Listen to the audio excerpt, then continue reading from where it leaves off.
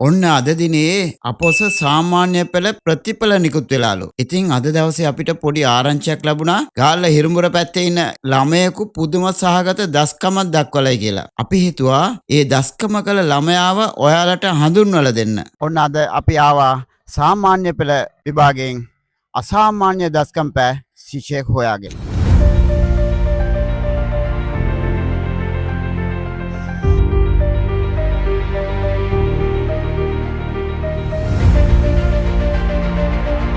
කෙවුම් බලන නම මගේ නම අයියාෂ් අහමද්.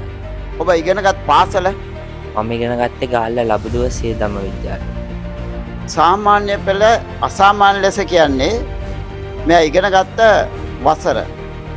ඔබ කීවනි වසරේද මේ සාමාන්‍ය පෙළ විභාගයට පෙනී සිටියේ? 9 වසරේ. සාමාන්‍යයෙන් සාමාන්‍ය පෙළ විභාගය ලියන්නේ අවුරුදු 16ක් පිරුණාම. ඒ කියන්නේ 11 වසරේ. ඔබ 9 වසරේදීම සාමාන්‍ය පෙළ විභාගයට වාඩි වීමට හේතුව මොකක්ද? මේක ඇත්තටම අපේ දෙමව්පියන්ගේ බලාපොරොත්තුවක්. ඒගොල්ලෝ මගේ දක්ෂතාවය දැකලා මාව ඒ සඳහා යොමු කළා. ඉතින් 9 වසරේදීම සාමාන්‍ය පෙළ විභාගය ලියලා ඒකෙන් සමත් වෙන්න පුළුවන් කියලා ඔබට අදිෂ්ඨානයක් තිබුණද? මට අදිෂ්ඨානයක් තිබ්බා. දැන් මට කියන්න බලන්න අයියා පාසල තුලින් මේක ලැබුණු රුකුල මොකක්ද?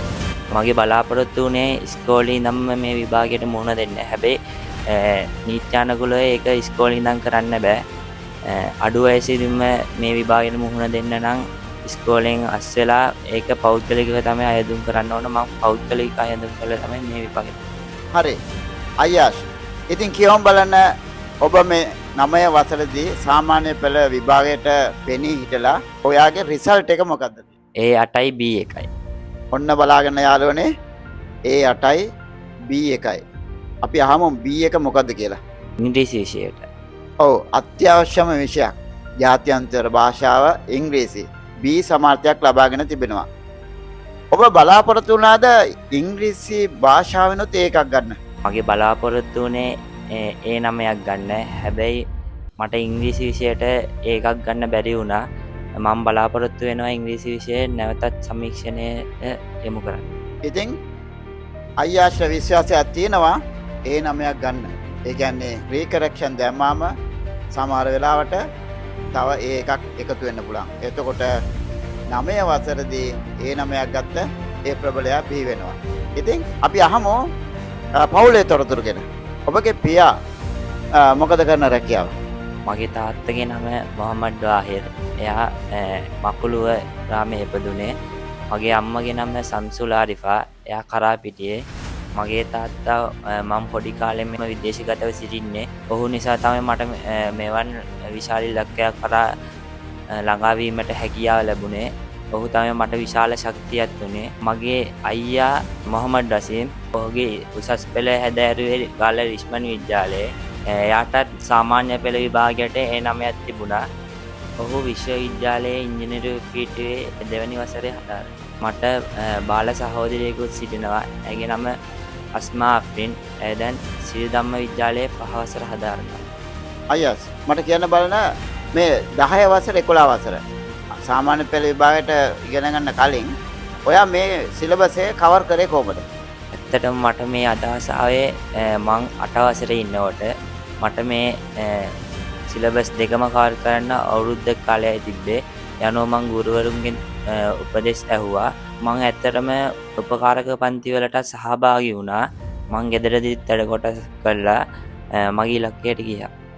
මේ අවස්ථාවේදී මගේ දෙපොළොපියන්ම අනිවාර්යෙන් මතක් කළ යුතුයි. ඒ වගේම මගේ මේ ජයග්‍රහණය පිටිපස්සේ සිටි මගේ දෙමව්පියන් ඇතුළු පවුලේ උදවිය, මගේ පාසලේ විදුහල්පතිතුමිය ඇතුළු සියලුම ගුරුවරුන් මට උපකාරක පන්තිවලදී උදව් සිදු කළ ගුරුවරුන් සහ මගේ යාළුවන් සියලු දෙනාටම ස්තුතියි. බෙහෙවින්ම ස්තුතියි.